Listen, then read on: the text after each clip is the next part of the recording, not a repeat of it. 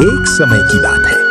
ऊंचे ऊंचे पहाड़ों और घने जंगलों के बीच बसा था एक छोटा सा गांव, सूरजपुर।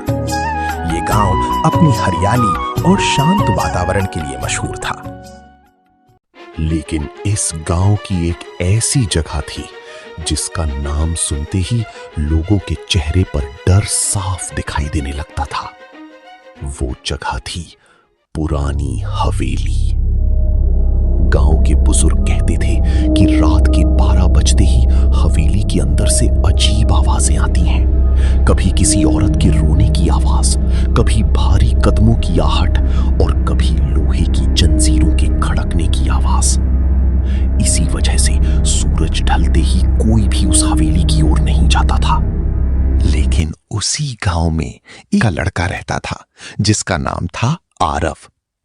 दिन में लकड़ी काटने के लिए जंगल में जाता और शाम होते ही अपने घर आ जाता। अरे ये कैसा गांव है जो हर दिन रात होते ही डर डर के जीना पड़ता है। सुना है कल रात फिर हवेली से चीखने की आवाज आ रही थी।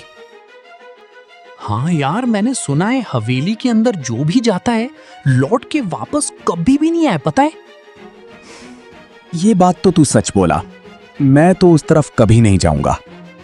उसी समय आरव वहां पहुंचता है।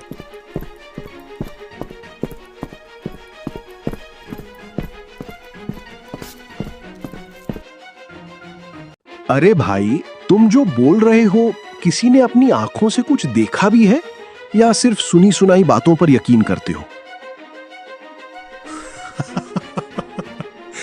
अगर इतना ही बहादुर है तो आज रात हवेली में जाकर दिखा। हाँ, अगर सुबह जिंदा लौट आया तो हम मानेंगे कि तू सबसे बहादुर है। ठीक है, सच जानने के लिए डर का सामना करना पड़ता है। मैं आज रात जाऊंगा। शाम को जब आरव घर पहुंचा, उसने अपनी मां को सारी बात बताई। मां घबरा गई और आरव से बोला, बेटा, लोग बेकार में चुनौती देते हैं। तू उस हवेली की तरफ मत जा।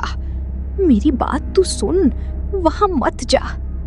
मां, अगर हम हर अफवाह से डर जाएंगे तो कभी सच नहीं जान पाएंगे।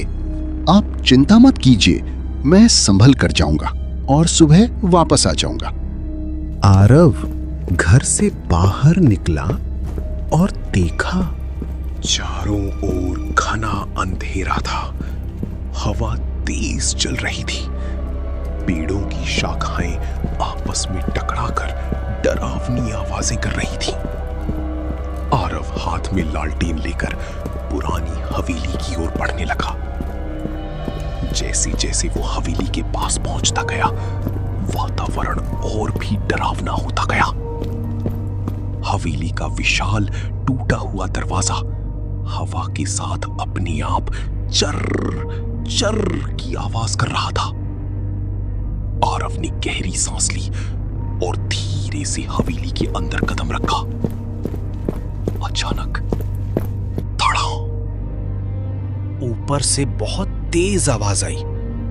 आरव कुछ पल के लिए रुक गया, लेकिन अगले ही पल उसने खुद से कहा, डर नहीं, पहले सच पता करना है।